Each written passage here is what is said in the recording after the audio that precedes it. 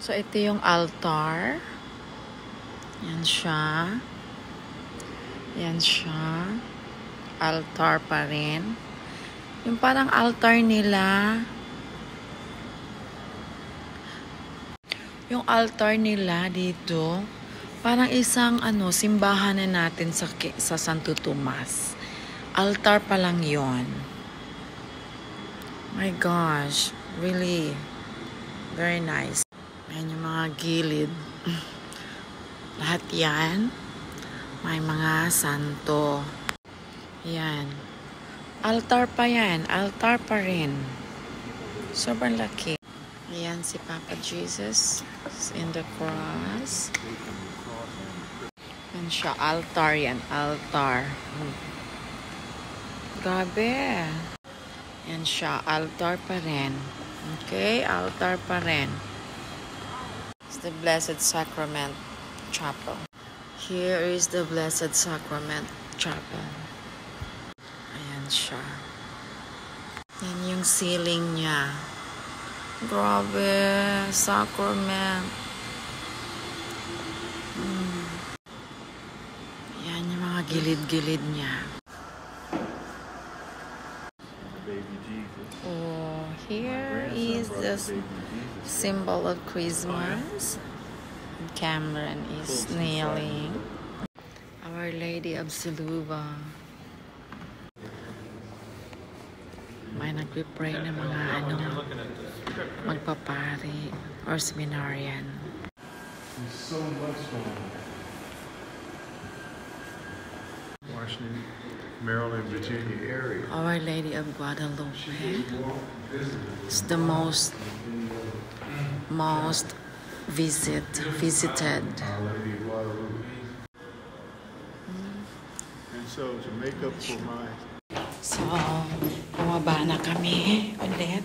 Sa second floor yung super laki ng church.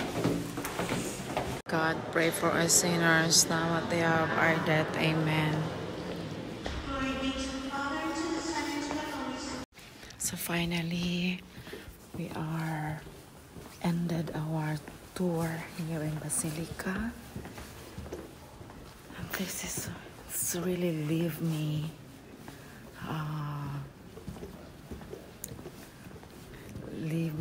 so interesting.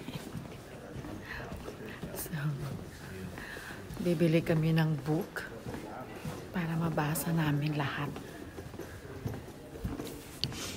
So, nakaka-shock. Shocking talaga. Super. Ang ganda sa loob. Nakita ni Francis yung yung chapel natin sa mga Pilipino. Yung ang nilagay nila is Our Lady of Antipolo. So sarado nila kasi nga nasa gilid talaga ng ng altar. So pag walang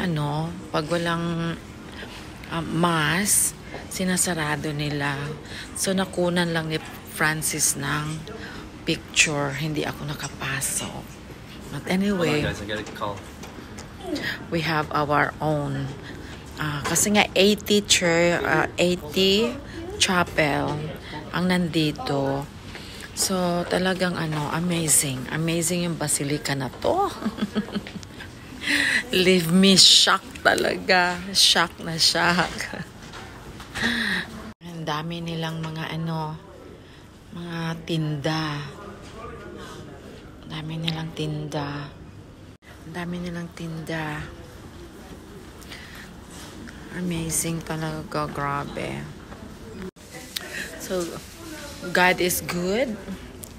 God is great. God is amazing. Thank you for watching. And I just wish everybody is healthy, happy, and be blessed every day. Okay? So, just sending love and kindness.